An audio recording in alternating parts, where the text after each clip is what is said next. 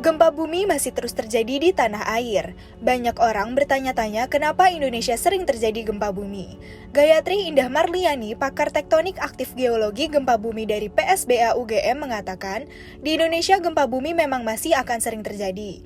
Gayatri menjelaskan, Indonesia sering terjadi gempa karena posisi Indonesia berada pada daerah pertemuan batas lempeng tektonik.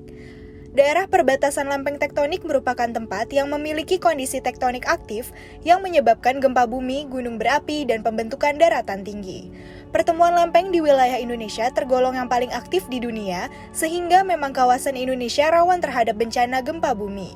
Lempeng tektonik adalah segmen keras kerak bumi yang mengapung di atas astenosfer yang cair dan panas, dan ini merupakan lapisan paling luar bumi. Oleh karena itu, maka lempeng tektonik ini bebas untuk bergerak dan saling berinteraksi satu sama lain. Gayatri menjelaskan lapisan paling luar bumi ini sifatnya getas atau rigid dan terpecah menjadi bagian terpisah yang bergerak dengan arah dan kecepatan bervariasi. Sehingga area di mana lempeng bumi ini berinteraksi, tekanannya sangat kuat, akibatnya batuan di sekitarnya mengalami deformasi yang ditandai dengan kejadian gempa. BMKG juga menyampaikan bahwa jika dua lempeng bertemu pada suatu sesar, keduanya dapat bergerak saling menjauhi, saling mendekati, atau saling bergeser. Umumnya gerakan ini berlangsung lambat dan tidak dapat dirasakan oleh manusia, namun terukur sebesar 0 hingga 15 cm per tahun.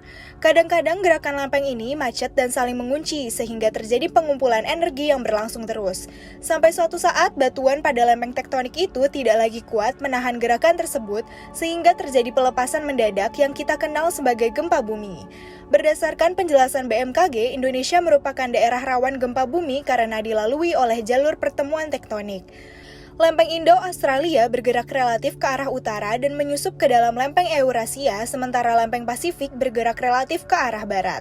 Jalur pertemuan lempeng berada di laut sehingga terjadi gempa bumi besar dan kedalaman dangkal maka akan berpotensi menimbulkan tsunami sehingga Indonesia juga rawan tsunami.